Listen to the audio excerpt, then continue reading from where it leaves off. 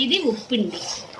ఉల్లిపాయలు, పచ్చిమిరపకాయలు, కరివేపాకు, అల్లం ముక్క అన్నీ వేసి తాలింపు పెట్టాలి. ఎండుమిర్చి, తాలింపులు, ముఖ్యంగా పెసరపప్పు ఉండాలి.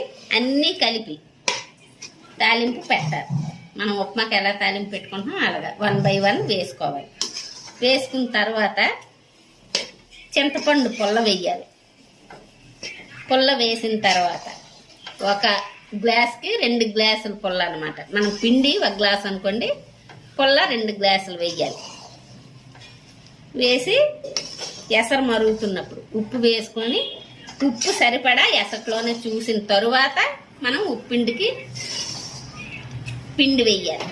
ఎసరు బాగా మరిగినప్పుడు పిండి వేయాలి. మనం 4 గ్లాసులు పుల్ల వేసామనుకోండి, 2 గ్లాసులు వరిపిండి వేయాలి. దీన్ని ఇలా కలుపుతూ ఉండాలి. దీనికి నూనె కాస్త ఎక్కువ పడుతుంది. పొడి పొడిగా రావాలి. ఉప్పిండి అంటే ఇలా పొడిగా రావాలి.